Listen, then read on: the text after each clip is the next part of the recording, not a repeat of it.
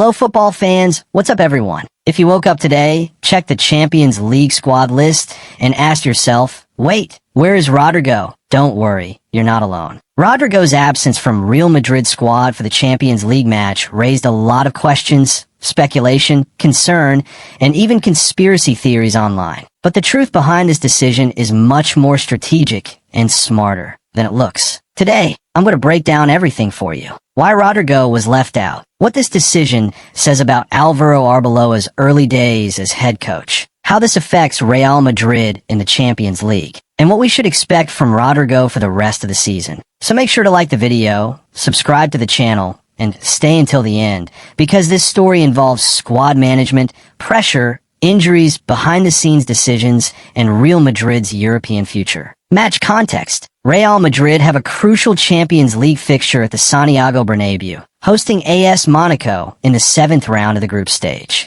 This is the kind of match where fans expect a full-strength lineup, especially at home, with the weight of the white shirt in European history. But when the official squad list was released, one name was missing, and it immediately caught everyone's attention. Rodrigo Goes was not included. And yes, other players were also absent, but Rodrigo's case stood out because he has been one of the team's most important players, especially in big matches. Why was Rodrigo not called up? Let's get straight to the facts. Rodrigo has been dealing with muscle discomfort since the Spanish Super Cup. The issue started during the match against Atletico Madrid and became more noticeable in the final against Barcelona. Despite the pain, Rodrigo chose to play. He pushed through it, helped the team, and gave everything he had. But that came at a physical cost. And this is where the key point comes in. Alvaro Arbeloa has just taken over as Real Madrid's head coach. The last thing he wants is to start his tenure by losing one of his most important players to a serious injury. That's why the coaching staff decided on load management. No unnecessary risks. The priority is preventing a minor issue from turning into a long-term muscle injury that could sideline Rodrigo for months. What does load management mean? Many fans hear this term, but don't fully understand it. Load management means controlling a player's minutes, training intensity,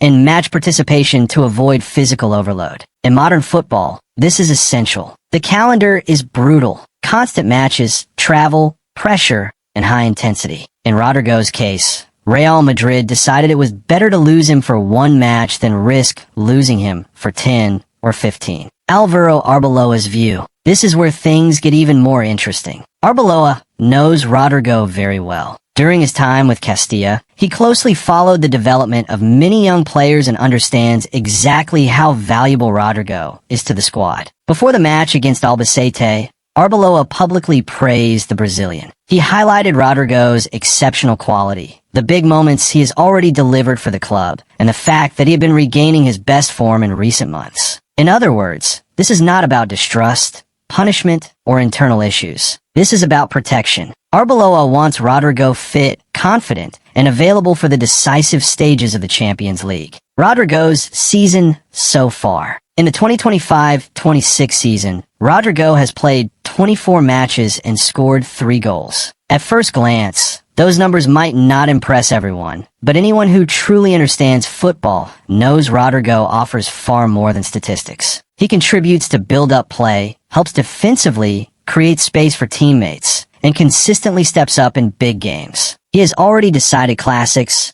knockout matches, and European nights. And Real Madrid are fully aware of that. Real Madrid's current moment. This match against Monaco comes at a moment of transition for the club. A recent coaching change, the aftermath of Xabi Alonso's departure, and a need to restore balance, both physically and mentally. Arbeloa doesn't want a squad exhausted or injured at the start of his project. He wants stability, confidence, and long-term competitiveness. Resting Rodrigo now sends a very clear message. The goal isn't just to win today, it's to compete for everything until the end of the season. What should we expect next? The expectation is that Rodrigo will return very soon. There are no signs of a serious injury. Everything points to precaution rather than concern. With proper rest and treatment, the Brazilian should be fully available for upcoming key matches, especially during the decisive stages of the Champions League and the La Liga title race. Now I want to hear from you. Do you agree with resting Rodrigo, or do you think there's no room for rotation in the Champions League? Has Arbeloa started his Real Madrid journey the right way? Leave your opinion in the comments. I read them all. Don't forget to like the video, subscribe to the channel, and turn on notifications so you don't miss more in-depth football analysis like this. See you in the next one. We're out.